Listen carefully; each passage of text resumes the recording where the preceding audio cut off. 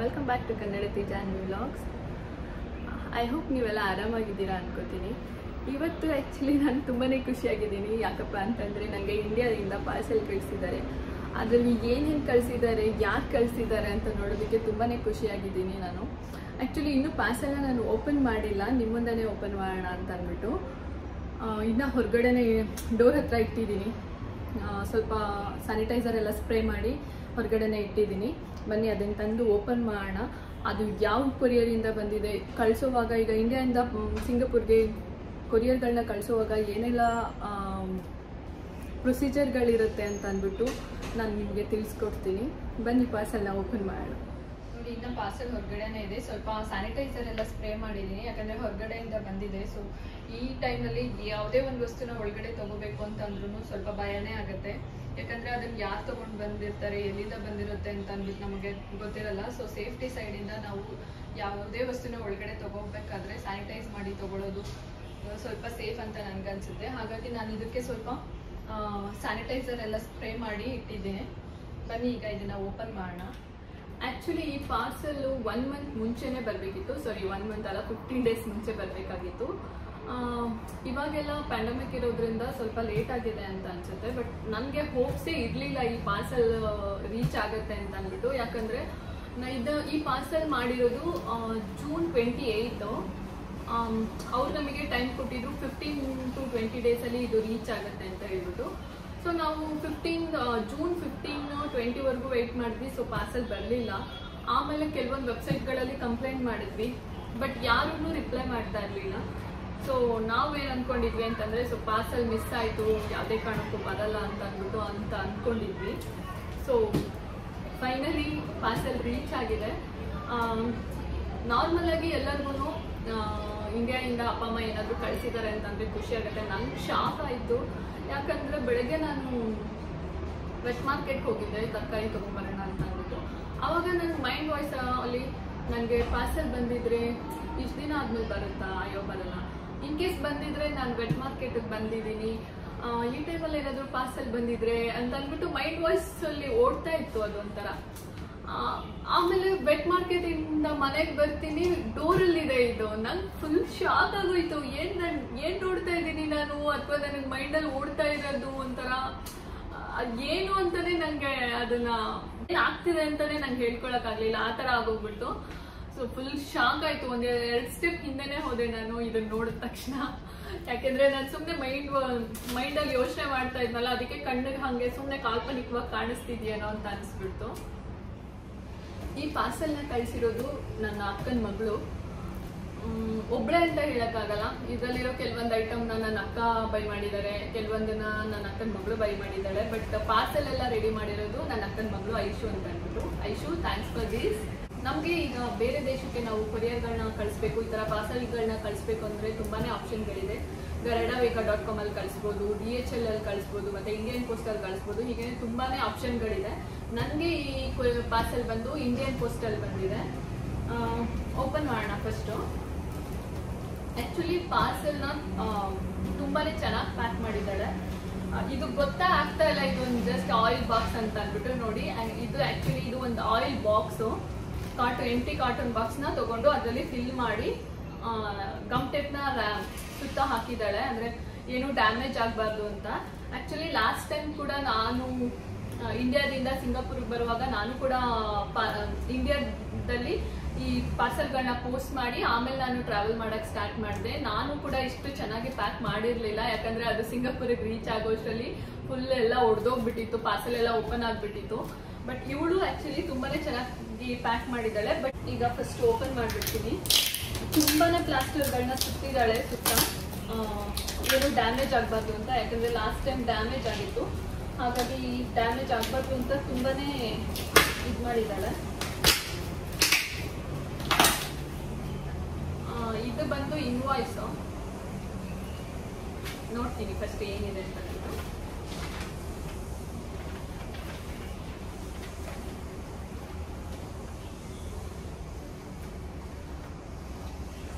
ಇದರಲ್ಲಿ ಆ್ಯಕ್ಚುಲಿ ಈ ಇನ್ವಾಯ್ಸಲ್ಲಿ ನಮಗೆ ಏನು ಕಳಿಸಿದ್ದಾರೆ, ಅದು ಎಷ್ಟು ವೆಯ್ಟ್ ಇದೆ ಮತ್ತು ಎಷ್ಟು ಬೆಲೆ ಬಾಳುತ್ತೆ, ಆ ಒಂದು ಡೀಟೇಲ್ಸ್ ಎಲ್ಲ ಇದರಲ್ಲಿ ಮೆನ್ಷನ್ ಮಾಡಿದ್ದಾರೆ. ಹಾಗೆಯೇ ಟು ಅಡ್ರೆಸ್ಸು ಫ್ರಮ್ ಅಡ್ರೆಸ್ಸು ಎಲ್ಲ ಈ ಇನ್ವಾಯ್ಸಲ್ಲಿ ಮೆನ್ಷನ್ ಮಾಡಿದ್ದಾರೆ. ಈ ಪಾರ್ಸಲ್ನ ನನಗೆ ಅಕ್ಕಲ್ಗೋಡಿಂದ ಕಳಿಸಿದ್ದಾರೆ. ಬನ್ನಿ ಫಸ್ಟ್ ಓಪನ್ ಮಾಡಿಬಿಡ್ತೀನಿ, ಆಮೇಲೆ ನಾನು ನಿಮಗೆ ಡೀಟೇಲ್ಸ್ಗಳನ್ನ ಹೇಳ್ತೀನಿ. ಓಪನ್ ಮಾಡೋದು ತುಂಬಾನೇ ಕಷ್ಟ ಅನ್ಸುತ್ತೆ, ಯಾವ ಕಡೆಯಿಂದ ಸೀಸರ್ನ ಹಾಕಿದ್ರು ಆಗ್ತಾ ಇಲ್ಲ ಕಟ್ ಮಾಡಕ್ಕೆ. So better knife ತಂದ್ಬಿಡ್ತೀನಿ.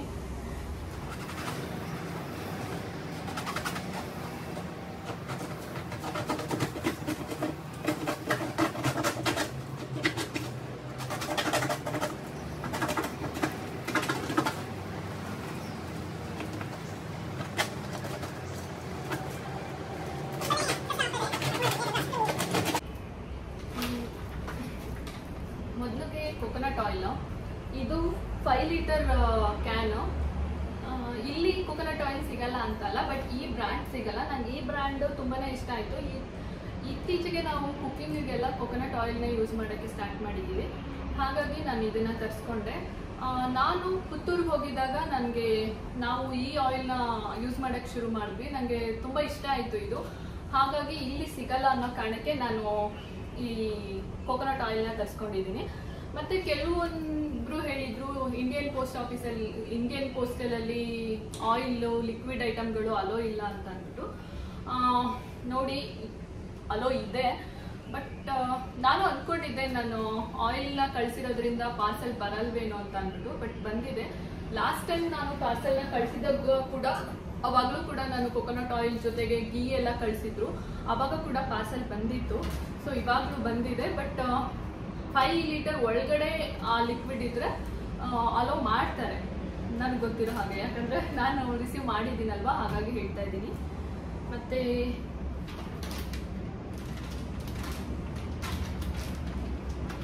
ಇದು ಬಂದು ಜೀನಿ ಹೆಲ್ತ್ ಮಿಲ್ಲೆಟ್ ಪೌಡ್ರು. ಇದನ್ನು ನನಗೆ ತುಂಬಾ ಇಷ್ಟ ಆಯಿತು. ಒಂಥರ ಸಾಲ್ಟ್ ಹಾಕೊಂಡ್ರೆ ಒಂದು ಟೇಸ್ಟ್ ಇದೆ, ಮತ್ತು ಬೆಲ್ಲ ಹಾಕೊಂಡು ಕುಡಿದ್ರೆ ಸೇಮ್ ಪಾಯಸದ ಟೇಸ್ಟ್ ಇದೆ, ಮತ್ತು ಹೆಲ್ತಿಗೆ ಇದು ತುಂಬಾ ಒಳ್ಳೆಯದು. ಹಾಗಾಗಿ ಇದು ಸಿಂಗಾಪುರಲ್ಲಿ ಸಿಗಲ್ಲ. ಸೊ ನಾನು ಇದನ್ನು ಒಂದು 5 kg ಆಗೋಷ್ಟು ನಾನು ಇಂಡಿಯಾಯಿಂದನೇ ತರಿಸ್ಕೊಂಡಿದ್ದೀನಿ. ಆದಷ್ಟು ಇದನ್ನು ಯೂಸ್ ಮಾಡೋಕ್ಕೆ ಟ್ರೈ ಮಾಡಿ. ನಾವು ಮನೇಲಿ ಕೂಡ ಮಾಡ್ಕೋಬೋದು, ಎಲ್ಲ ರೀತಿ ಮಿಲ್ಲೆಟ್ಟು ಮತ್ತು ಡ್ರೈ ಫ್ರೂಟ್ಸ್ ಎಲ್ಲ ಹಾಕಿ ಮಿಲ್ಲೆಟ್ ಪೌಡ್ರನ್ನ ಮಾಡಿರೋದು. ನನಗೆ ಇಲ್ಲಿ ಮಾಡ್ಕೊಳ್ಳೋದಕ್ಕೆ ಆಗಲಿಲ್ಲ, ಸ್ವಲ್ಪ ಕಷ್ಟ, ಯಾಕಂದರೆ ಇಲ್ಲಿ ಮಿಲ್ಲೆಲ್ಲ ಎಲ್ಲಿದೆ ಅಂತ ನನಗೆ ಗೊತ್ತಿಲ್ಲ. ಹಾಗಾಗಿ ನಾನು ಇದನ್ನು ಇಂಡಿಯಾದಿಂದ ತರಿಸ್ಕೊಂಡಿದ್ದೀನಿ. ನೋಡಿ, ಒಂದ್ಸಲ ಟೇಸ್ಟ್ ಮಾಡಿ ನೋಡಿ ತರಿಸ್ಕೊಂಡು, ನಿಮಗೂ ಕೂಡ ಇಷ್ಟ ಆಗ್ಬೋದು. ಇದನ್ನೇ ಆಲ್ಮೋಸ್ಟ್ 5 kg ಕಳಿಸಿದ್ದಾರೆ.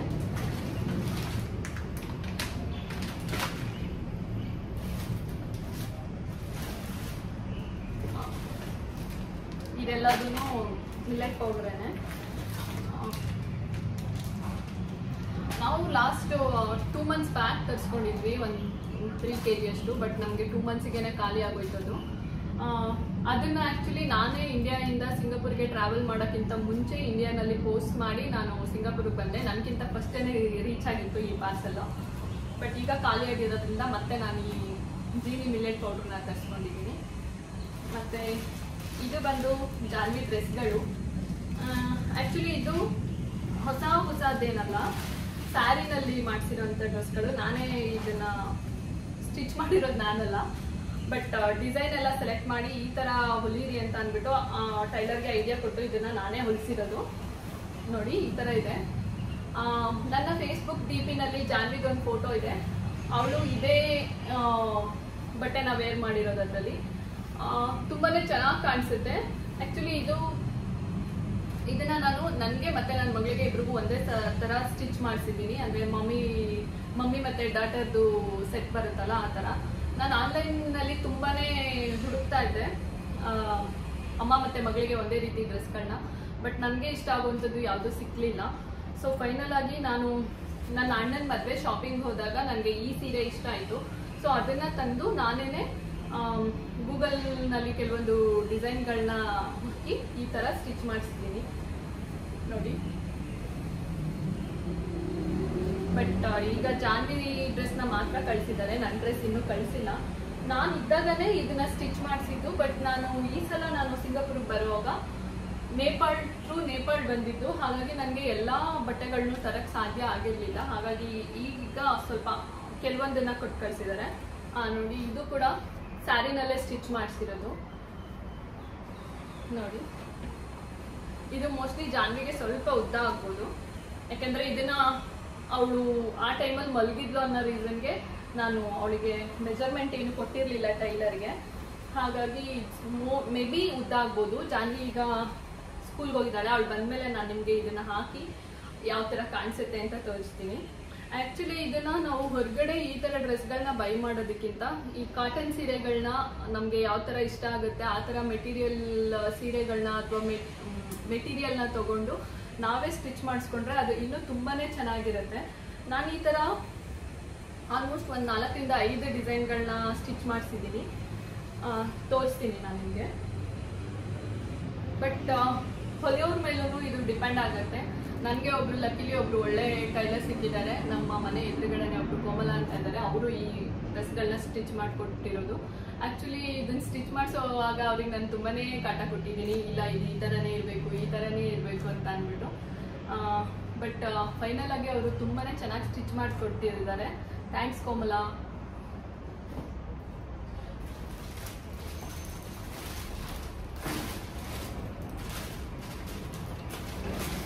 ಇದು ನನ್ನ ಡ್ರೆಸ್ಗಳು. ಇದು ನಾನು ಸ್ವಲ್ಪ ಆನ್ಲೈನಲ್ಲಿ ಆರ್ಡರ್ ಮಾಡಿದ್ದೆ, ಆ ಡ್ರೆಸ್ಗಳು ಇದು ನೋಡಿ.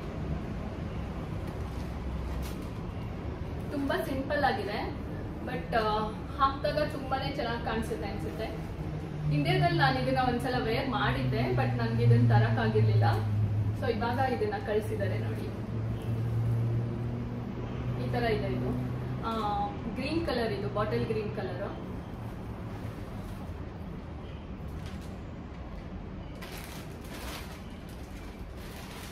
ಇದು ಇನ್ನೊಂದು ಕುರ್ತಾ, ಫುಲ್ ವೈಟ್ ಮತ್ತೆ ಬ್ಲಾಕ್ ಕಾಂಬಿನೇಷನ್ ಅಲ್ಲಿ ಇದೆ. ಈ ತರ ಇದೆ.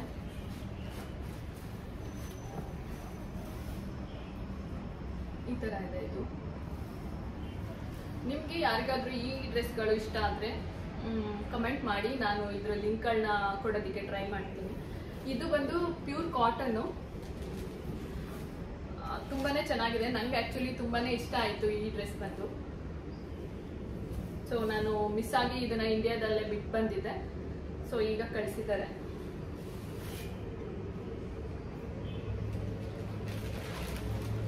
ಇದು ಕೂಡ ಜಾನ್ವಿ ಡ್ರೆಸ್. ಆಕ್ಚುಲಿ ಇದು ಲಂಗ ಬ್ಲೌಸು, ರೇಷ್ಮೆ ಅಲ್ಲ ಇದು. ಇದು ಆಕ್ಚುಲಿ ನಮ್ಮ ಊರಿನಲ್ಲಿ ಒಂದು ಟೆಂಪಲ್ ಇದೆ, ದೊಡ್ಡಮ್ಮ ದೇವಸ್ಥಾನ ಅಂತ. ಆ ದೇವಸ್ಥಾನದಲ್ಲಿ ಪ್ರತಿ ವರಮಹಾಲಕ್ಷ್ಮಿ ಹಬ್ಬ ಮತ್ತೆ ಗೌರಿ ಹಬ್ಬ ಈ ಟೈಮ್ಗಳಲ್ಲಿ ಸೀರೆಗಳನ್ನ ಕೊಡ್ತಾರೆ. ಅಂದ್ರೆ ಈಗ ಕೆಲವರು ಹರಕೆ ಮಾಡ್ಕೊಂಡಿರ್ತಾರೆ, ದೇವರಿಗೆ ಸೀರೆ ಉಡಿಸ್ತೀನಿ ಅಂತ. ಆ ತರ ಉಡಿಸಿದ ಸೀರೆಗಳೆಲ್ಲಾನು ಈ ತರ ಗೌರಿ ಹಬ್ಬ ಆ ತರ ಟೈಮ್ಗಳಲ್ಲಿ ಆ ದೇವಸ್ಥಾನದಲ್ಲಿ ಯಾರಿರ್ತಾರೆ ಅವರಿಗೆ ಆ ದೇವರ ಸೀರೆಗಳನ್ನ ಕೊಡ್ತಾರೆ. ಹಾಗೆ ನಮಗೂ ಕೂಡ ಕೊಟ್ಟಿದ್ರು. ಅದರಲ್ಲಿ ನಾನು ಅವಳಿಗೆ ಲಂಗ ಬ್ಲೌಸ್ ಹೊಲಿಸಿದೆ. ತುಂಬಾನೇ ಚೆನ್ನಾಗಿದೆ ಕಾಂಬಿನೇಷನ್ನು. ಜಾನ್ವಿ ಒಂದು ಇದರಲ್ಲಿ ಪಾರ್ಟಿಸಿಪೇಟ್ ಮಾಡಿದ್ಲು, RR ಗೋಲ್ಡ್ ಪ್ಯಾಲೇಸ್ ಅವರು ಒಂದು ಕಾಂಪಿಟೇಷನ್ ಮಾಡಿದ್ರು ಮಕ್ಕಳದು, ರಾಧಾಕೃಷ್ಣ ಸ್ಪರ್ಧೆ ಅಂತ. ಅದರಲ್ಲಿ ಅವಳು ಇದೇ ಅಟೈರ್ನ ವೇರ್ ಮಾಡಿರೋದು ನೋಡಿ. ಕಾಂಬಿನೇಷನ್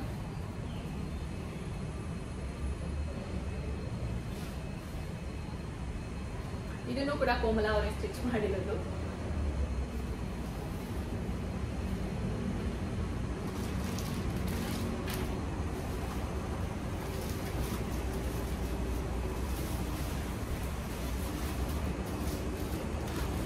ಇದನ್ನ ಕೆಳಗಡೆ ಇಟ್ಟಿರ್ತೀನಿ. ಇದು ಬಂದು ಹೋಮ್ ಮೇಡ್ ಘೀ, ತುಂಬಾ ಟೈಟ್ ಆಗಿ ಪ್ಯಾಕ್ ಮಾಡಿಬಿಟ್ಟಿದ್ದಾರೆ. ಸೊ ನೋಡಿ, ಸ್ವಲ್ಪನೂ ಲೀಕೇಜ್ ಆಗಿಲ್ಲ. ಇದು ನಮ್ಮ ಮನೆಯಲ್ಲೇ ಮಾಡಿ ಕಳಿಸಿರುವಂತಹ ತುಪ್ಪ. ಆಕ್ಚುಲಿ ನಮಗೆ ಚಿಕ್ಕ ವಯಸ್ಸಿಂದನೂ ಮನೆ ತುಪ್ಪನೇ ತಿಂದು ಅಭ್ಯಾಸ ಆಗಿರೋದ್ರಿಂದ ಹೊರಗಡೆ ತುಪ್ಪ ಅಷ್ಟು ಇಷ್ಟ ಆಗಲ್ಲ. ಒಂಥರ ನಮಗೆ ಅದು ಒಂಥರ ಸ್ಮೆಲ್ ಅನ್ಸುತ್ತೆ. ಹಾಗಾಗಿ ನಾನು ಪ್ರತಿ ಸಲನೂ ಈ ತುಪ್ಪ ಖಾಲಿ ಆದಾಗ ಇಂಡಿಯಾಯಿಂದನೇ ತರಿಸ್ಕೊತೀನಿ. ಈ ಸಲ ಇದನ್ನ ಇಂಡಿಯನ್ ಪೋಸ್ಟಲ್ಲಿ ತರಿಸ್ಕೊಂಡಿದ್ದೀನಿ. ಬಟ್ ಲಾಸ್ಟ್ ಟೈಮಲ್ಲೆಲ್ಲ ಫ್ರೀಕ್ವೆಂಟ್ ಆಗಿ ಫ್ಲೈಟ್ಗಳು ಓಡಾಡ್ತಾ ಇತ್ತು. ಆ ಟೈಮಲ್ಲಿ ನಮಗೆ ಯಾರಾದರೂ ಒಬ್ರು ಸಿಗ್ತಾ ಇದ್ರು, ಇಂಡಿಯಾದಿಂದ ಸಿಂಗಾಪುರ್ಗೆ ಹೋಗೋರು ಅಥವಾ ಸಿಂಗಾಪುರಿಂದ ಇಂಡಿಯಾಗೆ ಹೋಗೋರು ಹಿಂಗೆ ಯಾರಾದರೂ ಸಿಗ್ತಾ ಇದ್ರು. ಸೊ ಅವ್ರ ಹತ್ರ ಈ ಥರ ಕೊಡ್ತಾರೆ, ತಗೊಂಡು ಬನ್ನಿ ಅಂತ ಹೇಳಿದ್ರೆ ಅವರು ಎಲ್ಲರೂ ತಂದು ಕೊಡ್ತಾ ಇದ್ರು ಮಗುಗೆ ಅಂತ ಅಂದ್ಬಿಟ್ಟು. ಈ ಸಲ ಆಲ್ಮೋಸ್ಟ್ ಇದೊಂದು 5 kg ಇದೆ ತುಪ್ಪ. ತುಂಬಾನೇ ಚೆನ್ನಾಗಿ ಪ್ಯಾಕ್ ಮಾಡಿದ್ದಾಳೆ ಐಶು. ನಾನು ಅವ್ಳಿಗೆ ಹೇಳಿದ್ದೆ ಲೀಕ್ ಆಗ್ಬಿಡುತ್ತೆ, ಚೆನ್ನಾಗಿ ಪ್ಯಾಕ್ ಮಾಡು ಅಂತ. ಬಟ್ ನಾನು ಹೇಳಿದ್ಕಿಂತ ತುಂಬಾನೇ ಚೆನ್ನಾಗಿ ಪ್ಯಾಕ್ ಮಾಡಿದ್ದಾಳೆ. ಇದನ್ನೆಲ್ಲ ಪ್ಯಾಕ್ ಮಾಡುವಾಗ ಅವಳಿಗೆ ನಾನು ತುಂಬಾನೇ ಕಾಲ್ ಮಾಡಿ ಹಿಂಗ್ ಮಾಡು, ಹಂಗ್ ಪ್ಯಾಕ್ ಮಾಡು ಅಂತ ಅಂದ್ಬಿಟ್ಟು ಕಾಟ ಕೊಡ್ತಾ ಇದ್ದೆ. ನಿಜವಾಗ್ಲೂ ಕೈಸ್ಕೊಂಡು ಇಷ್ಟೊಂದು ಚೆನ್ನಾಗಿ ಪ್ಯಾಕ್ ಮಾಡಿ ಕಳ್ಸಿದ್ದಾಳೆ. ಥ್ಯಾಂಕ್ಸ್ ಐಶು. ಆಲ್ಮೋಸ್ಟ್ ನಂಗೆ ಇದನ್ನ ಬಿಚ್ಚೋದಿಕ್ಕೆ ಒಂದು ಅರ್ಧ ದಿನನೇ ಬೇಕಾಗ್ಬೋದು, ಅಷ್ಟೊಂದು ಪ್ಲಾಸ್ಟರ್ ಸುತ್ತಿದ್ದಾಳೆ.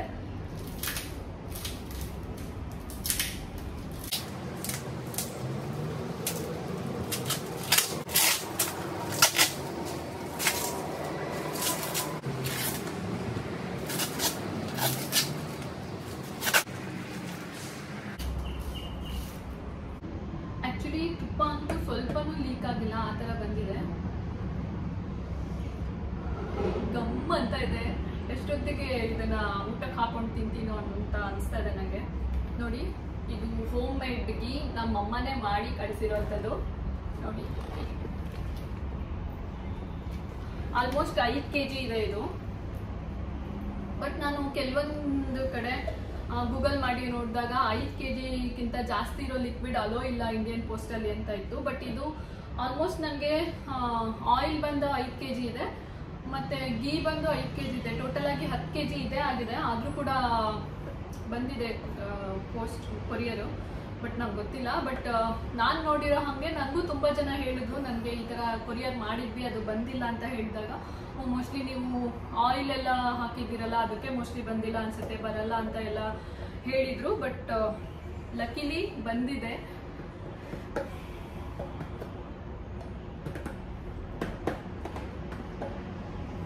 ನೋಡಿ, ಫುಲ್ಲು ಮರಳಾಗಿ ತುಂಬಾನೇ ಚೆನ್ನಾಗಿದೆ.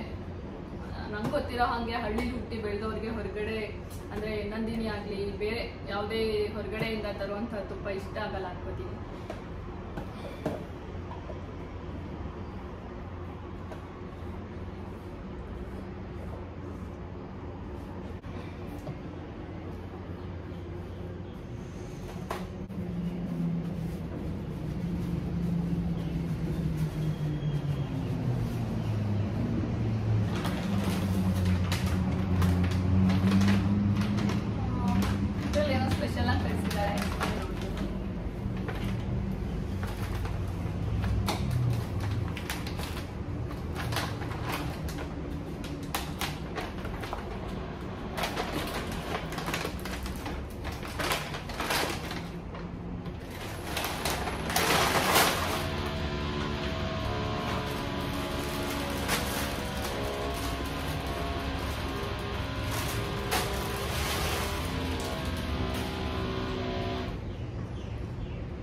ಬಂದು ಜಾನ್ವಿ ಮೇಡಮ್ದ ಟವಲ್.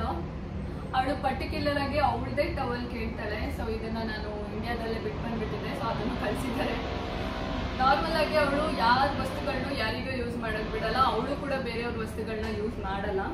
ಸೊ ನನ್ನ ಟವಲ್ ಇಲ್ಲ ಅಂತ ಅಂದ್ಬಿಟ್ಟು ಯಾವಾಗಲೂ ಓಡಾಡ್ತಾ ಇದ್ಲು. ಊರಿಂದ ಯಾರು ಕಾಲ್ ಮಾಡಿದ್ರು ನನ್ನ ಟವಲ್ ಇಲ್ಲ ಅಂತ. ಸೊ ಟವಲ್ ಕೂಡ ಕಳಿಸಿದ್ದಾರೆ ಅವಳು. ಮತ್ತೆ ಇದು ಸ್ವಲ್ಪ ಡಾಕ್ಯುಮೆಂಟ್ಗಳು. ಆ್ಯಕ್ಚುಲಿ ನಾವು ಇದನ್ನ ಎಕ್ಸ್ಟ್ರಾ ನಾವು ಕೊರಿಯರ್ ಮಾಡ್ತೀವಿ ಅಂತ ಅಂದರೆ ಇದನ್ನು ಕೂಡ ನಾವು ಈ ಪಾರ್ಸಲ್ ಒಳಗಡೆ ಹಾಕೋಕ್ಕಿಂತ ಮುಂಚೆ ಕೊರಿಯರ್ ಮಾಡೋದಕ್ಕೆ DHL ಅಲ್ಲಿ ಕೇಳಿದ್ವಿ. ಅವರು 1500 2000 ಆಗುತ್ತೆ ಅಂತ ಅಂದ್ಬಿಟ್ಟು ನಮಗೆ ಹೇಳಿದ್ರು. ಸೊ ನಾನೇನು ಮಾಡಿದೆ ಅಂತಂದರೆ, ಹೇಗಿದ್ರು ಈ ಪಾರ್ಸಲ್ ಬರ್ತಾ ಇದೆ ಅಲ್ವಾ, ಅದ್ರ ಮಧ್ಯದಲ್ಲೇ ಹಾಕಿ ಕಳಿಸಿ ಅಂತ ಹೇಳಿದೆ. ಸೊ ಕಳಿಸಿದ್ದಾರೆ ನೋಡಿ. ಅದನ್ನ ನೀಟಾಗಿ ಅಕಸ್ಮಾತ್ ಆಯಿಲ್ ಎಲ್ಲ ಕಳಿಸಿದ್ರಲ್ವಾ, ಲೀಕಾಗಿ ಈ ಪೇಪರ್ಸ್ ಹಾಳಾಗಬಾರ್ದು ಅಂತ ಅಂದ್ಬಿಟ್ಟು ತುಂಬ ಕವರ್ಗಳನ್ನ ಹಾಕಿ ಅದ್ರ ಟವಲ್ ಮಧ್ಯದಲ್ಲಿ ಇಟ್ಬಿಟ್ಟು ಕಳಿಸಿದ್ದಾರೆ ನೋಡಿ. ತುಂಬ ಒಂದು 2-3 ಕವರ್ಗಳನ್ನ ಹಾಕ್ಬಿಟ್ಟು ಕಳಿಸಿದ್ದಾರೆ. ಲೆಟರ್ಗಳೆಲ್ಲ ಏನು ಪ್ರಾಬ್ಲಮ್ ಆಗಿಲ್ಲ, ನೀಟಾಗಿ ಬಂದಿದೆ.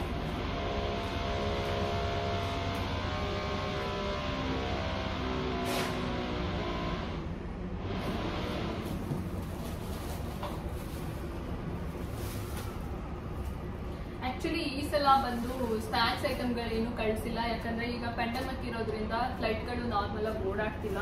ಸೊ ಪಾರ್ಸಲ್ ಎಷ್ಟು ದಿನಕ್ಕೆ ರೀಚ್ ಆಗುತ್ತೆ ಅಂತಲೂ ಗೊತ್ತಿಲ್ಲ. ಸೊ ಆ ಥರ ಸ್ನ್ಯಾಕ್ಸ್ಗಳು ಮನೆಯಲ್ಲಿ ಮಾಡಿರೋಂತಹ ಸ್ನ್ಯಾಕ್ಸ್ಗಳನ್ನ ಹಾಕಿದ್ರೆ ಹಾಳಾಗೋ ಚಾನ್ಸಸ್ ಇರುತ್ತೆ ಅಂತ ಹಾಕಿಲ್ಲ. ಸೊ ಹಾಕಿದ್ದಿದ್ರು ಕೂಡ ಹಾಳಾಗ್ತಿತ್ತು, ಯಾಕಂದರೆ 1 ಮಂತ್ ಆದಮೇಲೆ ಈ ಪಾರ್ಸಲ್ ಬಂದಿದೆ. ಬಟ್ ಬೇಜಾರಾಗ್ತಿದೆ, ಏನೂ ಇಲ್ಲ ತಿನ್ನಕ್ಕೆ ಅಂತ. ಇದು ಬಂದು ಡ್ರೈ ಫ್ರೂಟ್ಸು ಕೆಳಗಡೆ ಹಾಕ್ತಿದ್ದಾರೆ ತುಂಬ, ಹಾಗಾಗಿ ಆಲ್ಮೋಸ್ಟ್ ಎಲ್ಲದು ಸ್ವಲ್ಪ ಪುಡಿಯಾಗೋ ಥರ ಆಗ್ತಿದೆ. ಡ್ರೈ ಫ್ರೂಟ್ಸ್ ಕಳಿಸಿದ್ದಾರೆ, ಸ್ವಲ್ಪ ಬಾದಾಮಿದು, ಸಾರಿ ಗೋಡಂಬಿ, ಇದು ಬಂದು ಬಾದಾಮಿ. ಇದಕ್ಕೆ ಏನೋ ಹೇಳ್ತಾರೆ,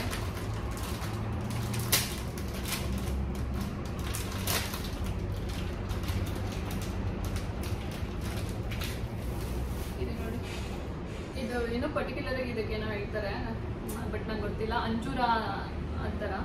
ಬಟ್ ಇದು ನಂಗೆ ಇಷ್ಟ ಇಲ್ಲ. ಸೊ ಹಾಗಾಗಿ ಸ್ವಲ್ಪನೇ ಕಳಿಸಿದ್ದಾರೆ. ಜಾನ್ವಿ ಏನಾದರೂ ಲೈಕ್ ಮಾಡಿದ್ರೆ ತಿಂಡಿ ಅಂತ ಅಂದ್ಬಿಟ್ಟು ಸ್ವಲ್ಪ ಕಳಿಸಿದ್ದಾರೆ ಅಷ್ಟೇ. ಇದು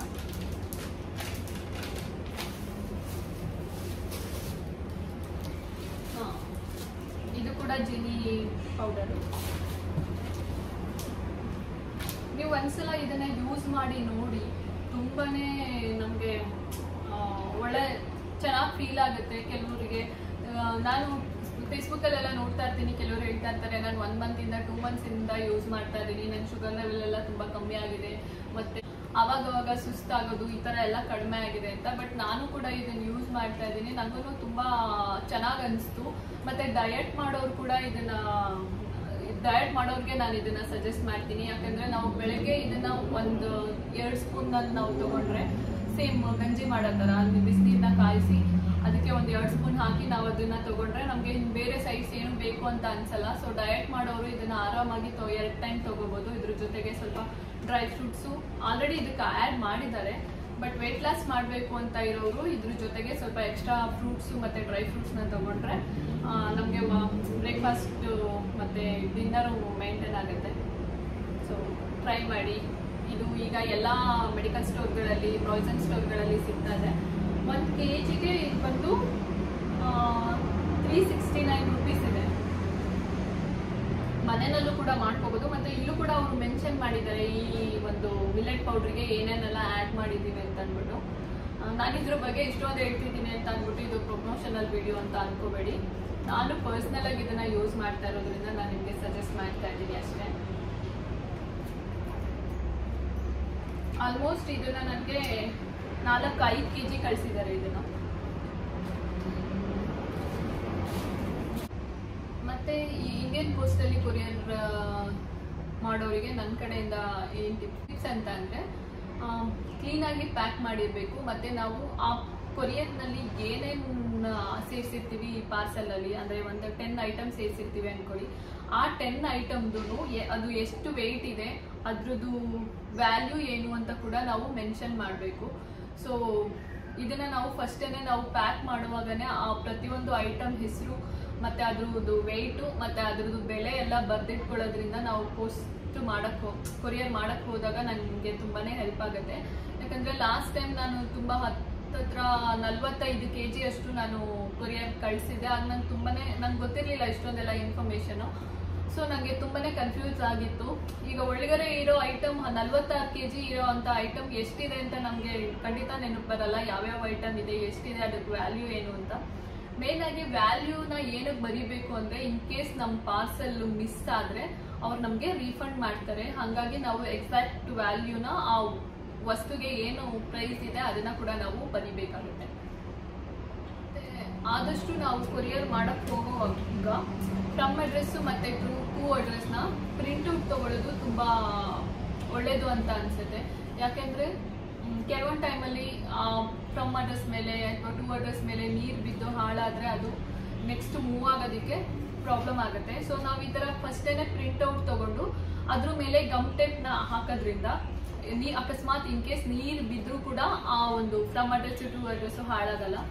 ಸೊ ಹಾಗಾಗಿ ಫಸ್ಟೇ A4 ಸೈಜ್ ಶೀಟಲ್ಲಿ ಪ್ರಿಂಟ್ಔಟ್ ತೊಗೊಂಡು ಅದ್ರ ಮೇಲೆ ಹಾಕಿ, ಈಗ ಪಾರ್ಸಲ್ ಮೇಲೆ ಜಸ್ಟ್ ಡೈರೆಕ್ಟಾಗಿ ಬರೆಯೋದಕ್ಕಿಂತ ಪ್ರಿಂಟ್ಔಟ್ ತೊಗೊಂಡು ಹಾಕಿ ಅದ್ರ ಮೇಲೆ ಪ್ಲಾಸ್ಟರ್ನ ಅಂಟಿಸಿದ್ರೆ ಅದು ನೀರು ಏನಾದರೂ ಬಿದ್ದಾಗ ಹಾಳಾಗಲ್ಲ. ಸೊ ನನ್ನ ಕಡೆಯಿಂದ ಅದೊಂದು ಟಿಪ್ಸ್ ಹೇಳ್ತೀನಿ. ಇದು ಇಯರಿಂಗ್ಸು.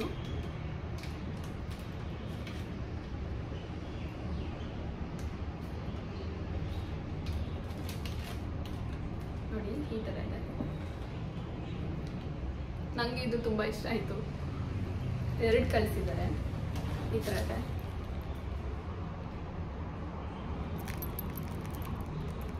ಆ್ಯಕ್ಚುಲಿ ಇದು ನನಗೆ ಇಷ್ಟ ಆಯಿತು. ಒಂಥರ ನೋಡಿ ಸ್ಟ್ರಾಬೆರಿ ಥರ ಇದೆ. ಇದು ತುಂಬ ಚಿಕ್ಕ ಪುಟ್ಟದಾಗಿ ನೇಪಾಳ್ ಬಂದಿರೋದ್ರಿಂದ ಮತ್ತು ಎಲ್ಲ ಕಡೆ ಕ್ವಾರಂಟೈನ್ ಇರಬೇಕಾಗಿತ್ತು. ಹಾಗಾಗಿ ಗೋಲ್ಡ್ನ ಜೊತೆಲಿ ಇಟ್ಕೊಂಡು ಹೋಗೋದು ಅಷ್ಟು ಸೇಫ್ ಅಲ್ಲ ಅಂತ ಹೇಳ್ಬಿಟ್ಟು ನಾನು ಅವಾಗ ಟ್ರಾವೆಲ್ ಮಾಡುವಾಗ ಏನು ಕಿವಿನಲ್ಲಿ 1 ಪೇರ್ ಇಯರಿಂಗ್ಸ್ನ ಹಾಕಿದ್ನೋ ಅದು ಅಷ್ಟೇ ನಾನು ಕ್ಯಾರಿ ಮಾಡಿರೋದು. ಸೊ ನನ್ನ ಜೊತೆ ಯಾವುದೇ ರೀತಿ ಇಯರಿಂಗ್ಸ್ ಆಗಲಿ ಗೋಲ್ಡ್ ಐಟಮ್ಗಳು ಏನೂ ತಂದಿರಲಿಲ್ಲ. ಹಾಗಾಗಿ ಹೆಣ್ಮಕ್ಳು ಅಂತಂದರೆ ಸ್ವಲ್ಪ ಬೇಕಲ್ವಾ. ಸೊ ಹಾಗಾಗಿ ಇದೆರಡು ಆರ್ಟಿಫಿಷಿಯಲ್ ಇಯರಿಂಗ್ಸ್ ಕೂಡ ಕಳಿಸಿದ್ದಾರೆ. ಫ್ಯೂಚರಲ್ಲಿ ಹೋದಾಗ ನಾನು ಇಲ್ಲಿ ಗೋಲ್ಡ್ ಅಂಗಡಿಗಳು ಹೇಗಿರುತ್ತೆ ಮತ್ತು ಇಲ್ಲಿ ಗೋಲ್ಡ್ ರೇಟ್ ಎಲ್ಲ ಎಷ್ಟಿದೆ ಅಂತ ಕೂಡ ನಾನು ನಿಮಗೆ ತಿಳಿಸ್ಕೊಡ್ತೀನಿ. ಸೊ ಒಬ್ಬರೇ ಟ್ರಾವೆಲ್ ಮಾಡೋದ್ರಿಂದ ಗೋಲ್ಡ್ ವೇರ್ ಮಾಡೋದಷ್ಟು ಸೇಫ್ ಅಲ್ಲ ಅಂತ ಅಂದ್ಬಿಟ್ಟು ನನ್ನ ಹಸ್ಬೆಂಡ್ ಯಾವುದೇ ರೀತಿ ಈವನ್ ಉಂಗುರ ಕೂಡ ಹಾಕೊಳ್ಳೋಕೆ ಬಿಡಲಿಲ್ಲ. ಇಯರಿಂಗ್ ಮತ್ತು ಮಾಂಗಲ್ಯ ಒಂದು ಬಿಟ್ಟು ಬೇರೆ ಏನು ಕೂಡ ಕ್ಯಾರಿ ಮಾಡೋಕ್ಕೆ ಬಿಡಲಿಲ್ಲ ಅವರು. ಈಗ ಫೈನಲ್ ಆಗಿ ಈ ಪಾರ್ಸೆಲ್ನ ನನಗೆ ಅರ್ಕಲ್ಗೋಡಿಂದ ಕಳಿಸಿದ್ದಾರೆ. ಪರ್ kg ಇದು ಬಂದು 300 ರೂಪೀಸ್ ಚಾರ್ಜ್ ಮಾಡಿದ್ದಾರೆ. ನಾನು ಅವ್ರನ್ನ ಕೇಳಿದಾಗ ಅವರು ಡಿಸ್ಟೆನ್ಸ್ನ ನೋಡಿ ನಾವು ಅದನ್ನು ಚಾರ್ಜ್ ಮಾಡ್ತೀವಿ ಅಂತ ಹೇಳಿದ್ರು. ಟೋಟಲ್ ಆಗಿದ್ದು 16.5 kg ಇತ್ತು. ಹಾಗಾಗಿ ಅವರು 4600 ಏನೋ ಚಾರ್ಜ್ ಮಾಡಿದ್ದಾರೆ. ಇಲ್ಲೇ ನೋಡಿ ಇನ್ವಾಯ್ಸಲ್ಲಿ ಮೆನ್ಷನ್ ಮಾಡಿದ್ದಾರೆ ಅವ್ರು ಎಷ್ಟು ಚಾರ್ಜ್ ಮಾಡಿದ್ದಾರೆ, ನಾವೆಷ್ಟು ಪೇ ಮಾಡಿದ್ದೀವಿ ಅಂತ ಅಂದ್ಬಿಟ್ಟು. 16.5 ಇದೆ, 14.5 kg ಇದೆ. ಮತ್ತೆ ಬಂದ್ಬಿಟ್ಟು 4650 ರೂಪಾಯಿ ಚಾರ್ಜ್ ಮಾಡಿದ್ದಾರೆ. ಮತ್ತೆ ನಾವು ಈ ತರ ಇಂಡಿಯನ್ ಪೋಸ್ಟಲ್ಲಿ ನಾವು ಕೊರಿಯರ್ಗಳನ್ನ ಮಾಡೋವಾಗ ಎಲ್ಲನೂ ನಾವೇ ಪ್ಯಾಕ್ ಮಾಡಬೇಕಾಗುತ್ತೆ. ಈಗ garudavedha.com ಅಂತ ಒಂದಿದೆ, ಆ ಒಂದು ಕೊರಿಯರ್ ಸರ್ವಿಸಲ್ಲಿ ನಾವು ಕೊರಿಯರ್ ಮಾಡ್ತೀವಿ ಅಂತ ಅಂದರೆ ಅವರೇ ಬಂದು ಕಲೆಕ್ಟ್ ಮಾಡ್ಕೋತಾರೆ ಮತ್ತು ಪರ್ಸ್ನಲ್ ಆಗಿ ಅವರೇ ಕೂಡ ಪ್ಯಾಕಿಂಗ್ ಕೂಡ ಮಾಡ್ತಾರೆ. ಬಟ್ ಇಂಡಿಯನ್ ಪೋಸ್ಟಲ್ಲಿ ಮಾಡಬೇಕು ಅಂದರೆ ನಾವೇ ಎಲ್ಲನೂ ಕ್ಲೀನಾಗಿ ಪ್ಯಾಕ್ ಮಾಡಿಕೊಂಡು ತೊಗೊಂಡು ಹೋಗಬೇಕು. ಈಗ ಲಿಕ್ವಿಡ್ ಏನಾದರೂ ಕಳಿಸ್ತಿದ್ದೀವಿ ಅಂತಂದರೆ ಸ್ವಲ್ಪ ಎಕ್ಸ್ಟ್ರಾ ಕೇರ್ ತೊಗೊಂಡು ನಾವು ಪ್ಯಾಕ್ ಮಾಡಬೇಕಾಗುತ್ತೆ. ಯಾಕಂದರೆ ಸ್ವಲ್ಪ ಲೀಕ್ ಆದ್ರೂ ಬೇರೆ ಎಲ್ಲ ಐಟಮ್ಗಳು ಕೂಡ ಗಲೀಜಾಗಿಬಿಡುತ್ತೆ. ಅಂತಂದರೆ ಆಯಿಲು ಅಥವಾ ಗೀ ಏನಾದರೂ ಇಟ್ಟಿದ್ರೆ ಅದು ಕೂಡ ಹಾಳಾಗಿಬಿಡುತ್ತೆ. ಹಾಗಾಗಿ ಸ್ವಲ್ಪ ಎಕ್ಸ್ಟ್ರಾ ಕೇರ್ ತೊಗೊಂಡು ನಾವು ಮಾಡಬೇಕಾಗುತ್ತೆ. ಕೆಲವೊಬ್ರು ನನಗೆ ಹೇಳ್ದಂಗೆ ಆಯಿಲ್ ಅಲೋ ಇಲ್ಲ ಅಂತ ಹೇಳಿದ್ರು. ನಾವು ಪರ್ಸ್ನಲ್ ಆಗಿ ಹೋಗಿ ಅವ್ರನ್ನ ಕೇಳಿದಾಗ ಇಲ್ಲ ನೀವು ನೀಟಾಗಿ ಪ್ಯಾಕ್ ಮಾಡ್ಕೊಂಡು ಬನ್ನಿ, ಅಂದರೆ ಲೀಕ್ ಆಗದೆ ಇರೋ ಥರ ಪ್ಯಾಕ್ ಮಾಡ್ಕೊಂಡು ಬನ್ನಿ, ನಾವು ಅಲೋ ಮಾಡ್ತೀವಿ ಅಂತ ಹೇಳಿದರು. ಸೊ ಹಾಗೇನೆ ಅಲೋ ಮಾಡಿದ್ದಾರೆ. ಈಗ ಟೋಟಲ್ ಆಗಿ ನನಗೆ 10 kg ಅಷ್ಟು ಲಿಕ್ವಿಡ್ ಕಳಿಸಿದ್ದಾರೆ ಇಂಡಿಯಾದಿಂದ. ಮತ್ತು ಇನ್ನೊಂದು ಏನು ಹೇಳಕ್ಕೆ ಇಷ್ಟಪಡ್ತೀನಿ ಅಂತಂದರೆ ಈಗ ಪ್ಯಾಂಡಮಿಕ್ ಆಗಿರೋದ್ರಿಂದ ಕೊರಿಯರ್ಗಳು ಬೇಗ ಬರ್ತಾ ಇಲ್ಲ. ನಾನು ಲಾಸ್ಟ್ ಟೈಮ್ ಕೊರಿಯರ್ ಮಾಡಿದಾಗ ಆಲ್ಮೋಸ್ಟ್ ನನಗೆ 15 ಡೇಸ್ಗೆ ಅದು ರೀಚ್ ಆಗಿತ್ತು. ಬಟ್ ಈ ಸಲ ಮಾಡಿದಾಗ 1 ಮಂತ್ ತೊಗೊಂಡಿದೆ. ನಾವು ಈ ಪಾರ್ಸೆಲ್ ಬಂದಿಲ್ಲ ಅಂತ ಕೆಲವೊಂದು ಕಡೆ PG.com ಅಂತ ಒಂದಿದೆ, PG ಪೋರ್ಟಲ್ ಅಂತ ಅಂದ್ಬಿಟ್ಟು ಅಲ್ಲಿ ಕೂಡ ನಾವು ಮೊನ್ನೆ ತಾನೇ ಅಲ್ಲಿ ಒಂದು ಕಂಪ್ಲೇಂಟ್ ಕೂಡ ರೈಸ್ ಮಾಡಿದ್ವಿ. ಬಟ್ ಇವತ್ತು ಲಕಿಲಿ ಇದು ಮನೆಗೇನೆ ಬಂದಿದೆ. ನಾವು ಹಾಸನಲ್ಲಿ ಇರ್ತೀವಿ, ಬೆಂಗಳೂರಲ್ಲಿರೋರಿಗೆ ಈ ಥರ ಏನೋ ಬೇಕು ಅಂತ ಅಂದರೆ ಈಗ ಇಂಡಿಯಾದಲ್ಲಿ ತುಂಬ ಆಪ್ಷನ್ ಇದೆ. ನಾವು ಬಸ್ಗಳಲ್ಲಿ ಹಾಕಿದ್ರು ಬೆಂಗಳೂರಲ್ಲಿರೋರು ಇಳಿಸ್ಕೊತಾರೆ. ಬಟ್ ನಮಗೆ ಆ ಥರ ಬೇಡ, ನಾವು ಡೈರೆಕ್ಟಾಗಿ ಡೋರ್ ಟು ಡೋರ್ ಕಳಿಸ್ತೀವಿ ಅಂತ ಅಂದರೆ ಈ ಥರ ಇಂಡಿಯನ್ ಪೋಸ್ಟಲ್ಲೂ ನೀವು ಕಳಿಸ್ಬೋದು. ಆ್ಯಕ್ಚುಲಿ ಸರ್ವಿಸ್ ಚೆನ್ನಾಗಿದೆ, ಬಟ್ ಡೆಲಿವರಿ ಸ್ವಲ್ಪ ಲೇಟು. ಇದು ಪ್ಯಾಂಡಮಿಕ್ ಆಗಿರೋದ್ರಿಂದ ಈ ಥರ ಲೇಟ್ ಆಗಿದೆಯಾ ಅಥವಾ ನಾರ್ಮಲ್ ಆಗಿ ಹೀಗೇನಾ ಅಂತ ನಂಗೆ ಗೊತ್ತಿಲ್ಲ. ಬಟ್ ರೀಸನಬಲ್ ಇದೆ. ಬೇರೆ ಕಡೆ ನೀವು ಬೇರೆ ಸರ್ವಿಸ್ಗಳನ್ನ ಯೂಸ್ ಮಾಡೋದಾದರೆ ಅಲ್ಲಿ ಪರ್ kg 500, 1000 ಹೀಗೆಲ್ಲ ಚಾರ್ಜ್ ಮಾಡ್ತಾರೆ. ಬಟ್ ಇಂಡಿಯನ್ ಪೋಸ್ಟಲಲ್ಲಿ 300 ಚಾರ್ಜ್ ಮಾಡಿದ್ದಾರೆ. ಬಟ್ ಇದು ಪ್ಲೇಸಿಂದ ಪ್ಲೇಸ್ಗೆ ಡಿಫ್ರೆಂಟ್ ಪ್ರೈಸ್ ಆಗುತ್ತಂತೆ. ನಮಗೆ ಇದು ಅರ್ಕಲ್ಗೋಡಿಯಿಂದ ಕಳಿಸಿರೋದ್ರಿಂದ ಅರ್ಕಲ್ಗೋಡಲ್ಲಿ ಇದಕ್ಕೆ ಪರ್ kg 300 ಚಾರ್ಜ್ ಮಾಡಿದ್ದಾರೆ. ಬಟ್ ಪರ್ kg 300 ಅಂತ ಲೆಕ್ಕ ಹಾಕಿದ್ರು 16.5 kgಗೆ ಇನ್ನೂ ಸ್ವಲ್ಪ ಜಾಸ್ತಿನೇ ಅಮೌಂಟ್ ಆಗಬೇಕಿತ್ತು, ಇನ್ನು 500 to 1000. ಬಟ್ ಸ್ವಲ್ಪ ಕಮ್ಮಿನೇ ಬಿದ್ದಿದೆ ಇದು. ಈಗ ನಮಗೆ 5 kg ಜಸ್ಟ್ 5 kg ಕಳಿಸ್ತೀನಿ ಅಂತಂದರೆ ನಮಗೆ ಅಮೌಂಟ್ ಸ್ವಲ್ಪ ಜಾಸ್ತಿ ಆಗುತ್ತೆ. ಯಾಕಂದರೆ ಅವರು ಎಷ್ಟು ವೆಯ್ಟ್ ಇರೋ ಅಂಥ ಪಾರ್ಸೆಲ್ನ ಕಳಿಸ್ತಾ ಇದ್ದಾರೆ ಅನ್ನೋದ್ರ ಮೇಲೆ ಅವರು ಪರ್ kgಗೆ ವೆಯ್ಟ್ನ ಡಿಸೈಡ್ ಮಾಡೋದಂತೆ, ಅದು ಕೂಡ ಇನ್ಕ್ಲೂಡ್ ಮಾಡ್ತಾರಂತೆ. ಸೊ ಐ ಹೋಪ್ ನಿಮಗೆ ಈ ವಿಡಿಯೋ ಇಷ್ಟ ಆಗಿದೆ ಅನ್ಕೊಳ್ತೀನಿ. ಇದ್ರ ಮಧ್ಯದಲ್ಲಿ ಈ ಕೊರಿಯರ್ನ ಕಳ್ಸಕ್ಕೆ ಸಂಬಂಧಪಟ್ಟಂಗೆ ನಿಮ್ಗೆ ಯಾವ್ದಾದ್ರು ರೀತಿ ಡೌಟ್ಸ್ ಇದ್ರೆ ಖಂಡಿತ ಕಮೆಂಟ್ಸ್ ಮಾಡಿ. ನನಗೆ ಗೊತ್ತಿರೋಷ್ಟು ಇನ್ಫಾರ್ಮೇಷನ್ನ ನಾನು ಹೇಳ್ತೀನಿ. ಆ್ಯಂಡ್ ಈ ವಿಡಿಯೋ ನಿಮಗೆ ಇಷ್ಟ ಆಗಿದ್ರೆ ಲೈಕ್ ಮಾಡಿ, ಶೇರ್ ಮಾಡಿ, ಹಾಗೆಯೇ ಸಬ್ಸ್ಕ್ರೈಬ್ ಮಾಡಿ. ನನಗೆ ನೆಕ್ಸ್ಟ್ ವಿಡಿಯೋಗಳನ್ನ ಮಾಡೋದಕ್ಕೆ ಮೋಟಿವೇಶನ್ ಸಿಗುತ್ತೆ. ಹಾಗೆಯೇ ಮಿಸ್ ಮಾಡ್ದೇನೆ ನಿಮಗೆ ಈ ವಿಡಿಯೋ ನೋಡಿದಾಗ ಏನು ಅನ್ನಿಸ್ತು ಅನ್ನೋದನ್ನ ಮಿಸ್ ಮಾಡ್ದೇನೆ ಕಮೆಂಟ್ ಬಾಕ್ಸಲ್ಲಿ ಕಮೆಂಟ್ ಮಾಡಿ. Thanks for watching.